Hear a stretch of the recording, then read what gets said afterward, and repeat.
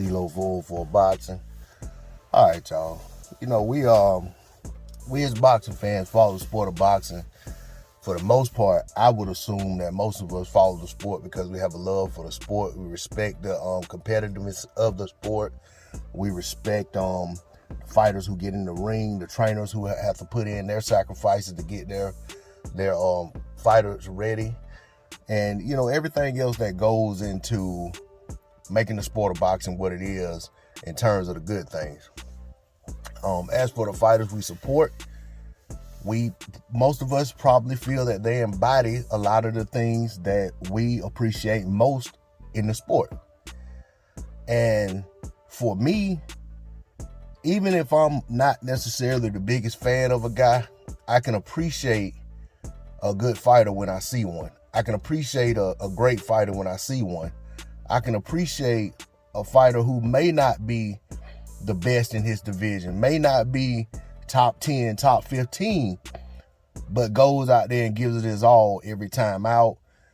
Is a fighter who is willing to take on all challenges, willing to challenge anyone for the opportunity to solidify his position and place in the sport of boxing. So, you know, for me, it's hard for me to sit back and look at some of the things that so-called boxing fans put their focus and attention on. I mean, y'all hear me all the time talk about, you know, how I'm not into the pocket watching and counting these fighters' purses and talking about what fighters should take this or take that. But that's not even what I'm talking about in this video. You know, the thing that really like irks me when it comes to these fans is when there's a fighter who you may or may not necessarily be the biggest fan of, may not like him, may not like something about him, whatever, may despise him. But you don't have a fighter in mind, or there's no fighter stepping up to the plate that you are a fan of that can beat him.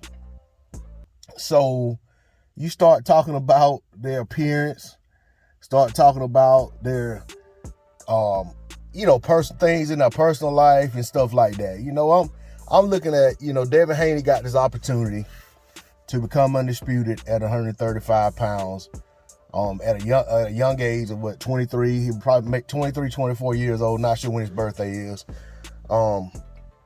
Have to go to Australia. It's not going to be a gimme. He got to go over there to Australia. He's going to have to earn it. I feel like he should be a big favorite to do so. But instead of fans breaking down the fight or talking about why he's not going to, you know, be able to be successful, you got more fans complaining about his money. And then on the other side, you got other fans complaining about, or not necessarily complaining, poking fun at how the guy looks. You know what I'm saying he looks like this or he looks like that, or, you know, just a bunch of silly stuff.